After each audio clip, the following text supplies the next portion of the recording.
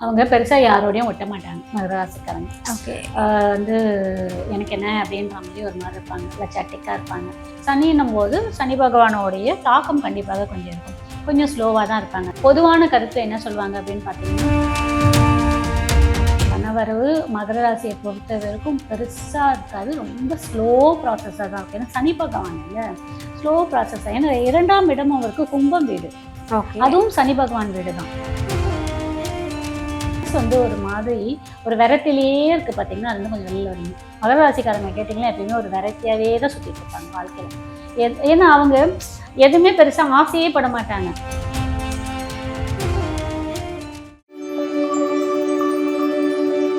மகர ராசினியர்களுடைய வாழ்வியல் கர்ம பலன்கள் பார்க்கலாம் மேம். இந்த எபிசோட்ல முதலாவதா பார்க்க போறது அவங்களுடைய குணாதிசயங்கள் எப்படி இருக்கும். அவங்க பெருசா யாரோடையும் ஒட்ட மாட்டாங்க மகர ராசிக்காரங்க. ஓகே. வந்து எனக்கு என்ன அப்படின்ற மாதிரி ஒரு மாதிரி இருப்பாங்க, லட்சாட்டிக்கா இருப்பாங்க. ரொம்ப ஒரு மாதிரி ரிசர்விங் டைப்பு. யாரோட அட்டாச்மெண்ட் இருக்காது. அது ஃபேமிலியா இருந்தா கூட, இப்போ வீட்டில் இருக்காங்கன்னு வச்சுக்கோங்களேன், மகராசிக்காரங்க ஒய்ஃபு பசங்க இருக்காங்க அப்படின்னா கூட அவங்க பாட்டு மொபைல் நோண்டிட்டு இருப்பாங்க, அவங்க பாட்டு டிவி பார்த்துட்டு இருப்பாங்க, இல்லை படுத்து தூங்கிட்டு இருப்பாங்க.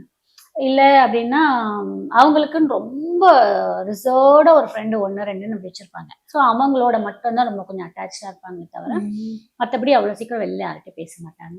அவங்க சனி பகவானோட நட்சத்திரம் உடைய வீடு தானே அது மகர ராசி.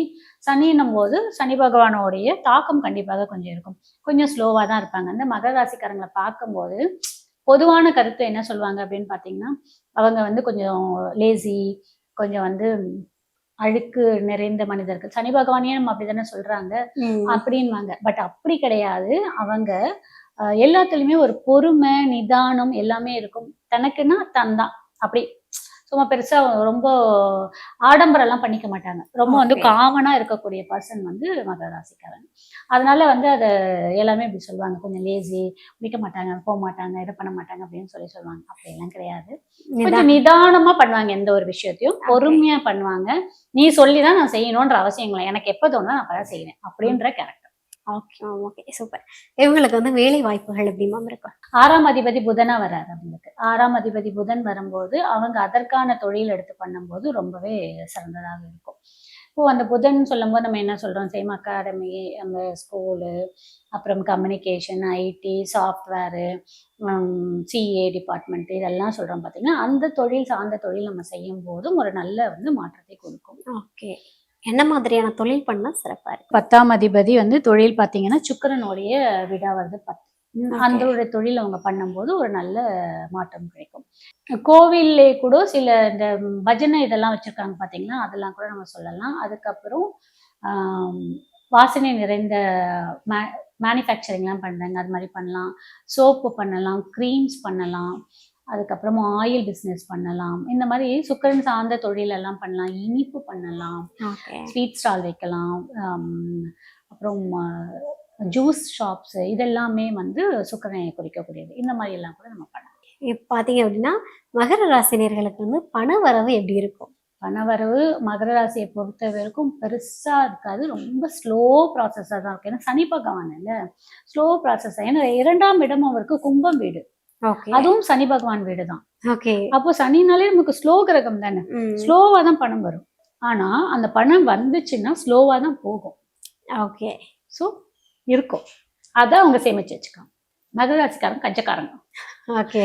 அவ்வளோ சீக்கிரம்லாம் வந்து ஒரு வண்டி வாங்கிக்கணும்னா கூட 10 வாட்டி யோசிப்பாங்க. தனக்கு வாங்கிக்கணும்னாலும் யோசிப்பாங்க, அடுத்தவங்களுக்கு வாங்கி கொடுக்கணும்னாலும் யோசிப்பாங்க. ஏன்னா அவங்க ஒரு சர்க்கிள் போட்டே வாழ்றதுனால அப்படி. அதே மாதிரி 2ஆம் வீடு கும்பம்னு பணவரவு, குடும்பம், வாக்குன்றதுனால அவங்க பேசுற விஷயம் கூட நறுக்கு நறுக்கு நறுக்குன்னு பேசுவாங்க. ஓகேங்களா. அதே மாதிரி அந்த பணம் வந்தது ஸ்லோவா, வந்த பணம் ஸ்லோவா போகும். அதுங்களே இவங்க அழகா ஒரு இன்வெஸ்ட் பண்ணி ஒரு வீடு வாசல், நமக்கு என்ன தேவையோ, என்ன தேவை, எனக்கு ஒரு வீடு போதும், ஒரு வீடு போதும். இப்போ மற்றவங்க எல்லாம் 2 வீடு வேணும் 3 வீடுன்னு போவாங்கல்ல, அப்படி இல்லை. எனக்கு ஒரு வீடுனா எனக்கு ஒரு வீடு போதும், ஒரு வண்டினா ஒரு வண்டி போதும், ஒரு இதுன்னா போதும் அப்படின்னு சொல்லிட்டு வாழக்கூடிய மக்கள், போதும் என்ற மனதோட வாழக்கூடிய ஒரு மக்கள் வந்து இந்த மகர ராசிக்காரங்க. Okay ma'am. ஓகே. இவங்களுக்கு மகர ராசினியர்களுக்கு வந்து குடும்ப அமைப்பு அப்படின்றது எப்படி மேம் இருக்கும்? நான் வந்து நிறைய 2-3 ராசிக்கு சொன்னேன், மாமியார் வீடும் அம்மா வீடும் செட் ஆகாது அப்படின்னு சொல்லி. அது 100% வந்து பொருந்தக்கூடிய ஒரே ராசி மகர ராசி. ஓகே. மகர ராசியில ஆணாம் பிறந்தாங்க அப்படின்னா அவங்களோட அம்மா வீட்டு சைடு மருமகளுக்கு சுத்தமா செட்டே ஆகாது. ஓகே. ஓகேங்களா? இவங்க பொண்ணு வீட்டோடைய அம்மா அப்பாவுடைய உறவு பையனுக்கு சுத்தமா செட்டே ஆகாது. நீ கான்டாக்ட் வச்சுக்கோ, நான் எங்க வீட்டு கான்டாக்ட் வச்சு, நீ உங்க வீட்டு கான்டாக்ட் வச்சுக்கோ அப்படின்ற மாதிரி இருப்பாங்க. திருமணம் ஆனாலும் 2 குடும்பமும் தனித்தனியா இருக்கிற மாதிரி தான். ஆமா, இவங்களுக்குள்ள இத வண்டி ஓடும். ஓகே. அதாவது ஏதோதான். ஏதோ ஆமா, மகர ராசிக்காரங்களுக்கு திருமண வாழ்க்கைலாம் ஒன்றும் பெருசாலாம் கை கொடுக்காது. ஓகே. ஏதோ ஓடும். கொஞ்சம் கரெக்டா மேட்சிங் பார்த்துட்டு ஏதோ ம். பொறுமையா காலத்தை ஒரு காலம் கடந்து திருமணம் பண்றாங்க பாத்தீங்களா, 32 35 வயதுலாம் திருமணம் பண்றாங்க பாத்தீங்களா, அவங்களுக்கெல்லாம் வாழ்க்கை நல்லா இருக்கும். இல்ல இள வயது திருமணம். இளம் வயது திருமணம் வந்து கொஞ்சம், ஏன்னா இவங்க கொஞ்சம் ஸ்லோப்பா, எல்லாமே ஸ்லோ. எனக்கு ஓகே. இது போதும்னு நினைக்கிறவங்க எல்லாருமே அப்படியே இருப்பாங்கன்னு சொல்ல முடியாதுங்க. ஓகேங்களா? 5 விரலும் ஒரே மாதிரி இருக்க போறதில்ல. ஒவ்வொன்றும் ஒரு டிஃப்ரெண்ட் இல்ல. அந்த மாதிரி இவங்க இப்படி நினைக்கிற மாதிரியே பார்ட்னர் நம்ம அமைச்சிட்டோம்னா பிரச்சனை கிடையாது. ம். அந்த பார்ட்னர் கொஞ்சம் ஃபாஸ்டாவோ, சுறுசுறுப்பாவோ, எனக்கு இது பண்ணணும், அது பண்ணணும்னு இருந்தாங்கன்னா ஓகே. பிரச்சனை வரும்ல. நான் அப்படி சொல்ல வரேன் நான். கண்டிப்பா, கண்டிப்பா. அந்த மாதிரி பார்த்து அமைச்சிட்டீங்க. அதுக்கெல்லாம் நமக்கு ஒரு பக்குவம் வரணும்னா, அந்த 30க்கு மேல போனா தான் அந்த பக்குவமே வரும். ஓகே. அப்படி இருக்கும்போது சரியா இருக்கும். ஓகே. இவங்களுக்கு நீங்க கொடுக்கக்கூடிய பெர்சன்டேஜ் திருமண வாழ்க்கையில, ஏன்னா வந்து ஆரம்பத்துல இருந்து ஸ்டார்டிங்ல இருந்து சொல்லிட்டீங்க, 2 குடும்பங்களுக்குமே ஆகாதுன்னு சொல்லிட்டீங்க. அதே மாதிரி கணவன் மனைவிக்குள்ளேயுமே வந்து ஏதோ ஒரு 65 அளவுக்கு தான். 65. ஓகே. 65 வாங்கியிருக்காங்க. அதுவே பெரிய விஷயம் தான் நினைக்கிறேன். Okay ma'am. ஓகே. இவங்க வந்து வழிபடக்கூடிய தெய்வமா? அம்பாள் அம்பாள் வந்து இவங்க வழிபடும் போதும் வந்து நமக்கு ஒரு மாற்றம் இருக்கும். ஓகே. எப்பயுமே வந்து அம்பாள் வந்து எந்த மாதிரி அம்பாள் இருக்கலாம்னா, திருச்சியில இருக்கக்கூடிய சமயபுரம் அம்பாள், அதுக்கப்புறம் வந்து இங்க சென்னையில இருக்கக்கூடிய திருவெற்றியூர்ல இருக்கக்கூடிய வடிவுடை அம்பாள், அந்த மாதிரி அம்பாள் எல்லாம், திருவேற்காடு அம்பாள், மாங்காடு, அந்த மாதிரி இருக்கக்கூடிய அம்பாள் எல்லாம் வழிபாடு எடுத்துக்கலாம். என்னால் அவ்வளோ தூரம்லாம் போக முடியலன்னு உங்க வீட்டு பக்கத்துல இருக்கக்கூடிய அம்பாளையே வந்து நீங்க வெள்ளிக்கிழமை தோறும் காலையில 6லேருந்து 7 மணி வருது பார்த்தீங்களா, அப்போ அம்பாளுக்கு வந்து ஒரு பேக்கெட் பால் வாங்கி கொடுத்து அபிஷேகத்துக்கு நீங்க கையால பால் வாங்கி கொடுங்க. ரெகுலரா ஒரு ஹேபிட் வச்சுக்கோங்க. ஓகே. உங்க மனசு வந்து ஒரு மாதிரி ஒரு விரட்டிலேயே இருக்கு பாத்தீங்கன்னா, அது வந்து கொஞ்சம் வெளில வருவீங்க. மகர ராசிக்காரங்க கேட்டீங்கன்னா எப்பயுமே ஒரு வெரைட்டியாவே தான் சுத்திட்டு இருப்பாங்க வாழ்க்கையில. ஏன்னா அவங்க எதுவுமே பெருசா ஆசையே பட மாட்டாங்க. மனுஷனா பிறந்தா கொஞ்சமாவது ஆசைன்றது இருக்கணும். அந்த மகர ராசிக்கு அது ஒரு பெருசாவே இருக்காது. ஒரு வெரைட்டிலேயே சுத்திக்குள்ள இருக்கிறதுனால அதுல இருந்து கொஞ்சம் மாற்றம் வரணும். ஓகே. ஒரே விரக்தி, அதுக்கப்புறமா வந்து ஒரு ஒருங்கிணைப்பு இல்லாத ஒரு சுச்சுவேஷன்ல வந்து மகர ராசி நேயர்கள் இருக்காங்க.